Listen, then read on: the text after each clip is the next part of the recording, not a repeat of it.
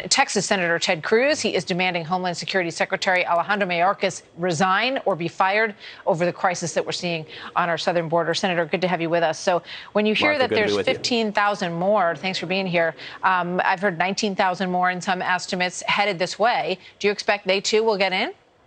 Well, right now under Joe Biden, we simply have open borders. It is an absolute catastrophe. I've been to our southern border many, many times. It's worse than I've ever seen it. We are right now on a path to over 2 million illegal immigrants crossing into this country this year under Joe Biden. It's the worst illegal immigration we've had in 21 years. You know, just a little bit less than 2 weeks ago, I was down in Del Rio. I saw firsthand the crisis that was there, where because the Biden administration refused to deport the illegal immigrants from Haiti, we saw what had been about 700 people under the bridge in Del Rio grow when I was there to 10,503, and within a couple of days after that to 15,000. And I got to tell you, yesterday, Martha, I sat down with the foreign minister of Panama, and she described how Panama has seen over 80,000 Haitian immigrants, Haitian evacuees crossing from South America through Panama, headed to the United States. And this is all happening because Joe Biden and Kamala Harris refused to enforce the law and have essentially said anyone who wants to come to America, they're going to resettle them, they're going to give them benefits, they're going to let them stay, and it's resulting in a public health crisis and a humanitarian crisis. Yeah, I mean, it's pretty tough to read it any other way when you look at the movement, because a lot of them have been living there for 2 or 3 years. But suddenly they decided that now is the moment. And it's also interesting that you bring up the 2 million number, because during one of the presidential debates back in August of 2019, President Biden said we could afford to take in a heartbeat another 2 million people per year.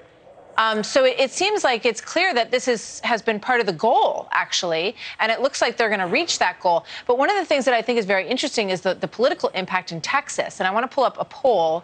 This is a new Quinnipiac poll that shows Texas voters give President Biden a negative 61% rating, and that's down 24 points since June of 2021. Tell me about that in your home state.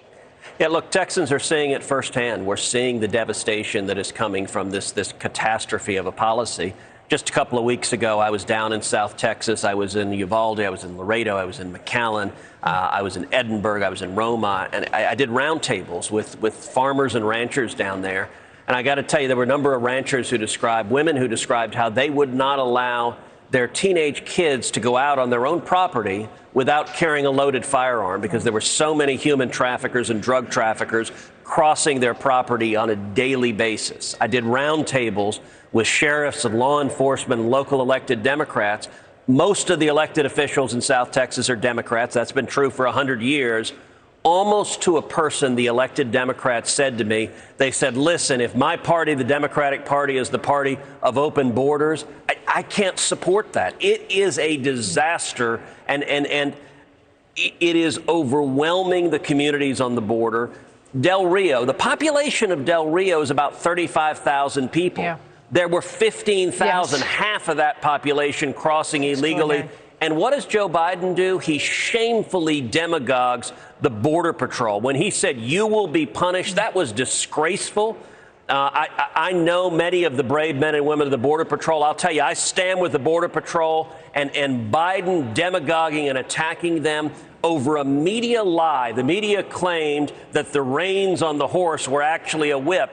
It was a flat-out lie. The New York Times has corrected it, but Joe Biden and Kamala Harris keep repeating that lie and demonizing the heroes of Border Patrol. Yeah. And, you know, they're also making sure that the Border Patrol gets vaccinated, but not the people who are crossing the border, which I just think, you know, anyone with common sense just says, well, that really doesn't make any sense, does it? Senator, thank you so much. We know you got to run. We're glad to have you with us this afternoon. Thanks for being here. Great to be with you.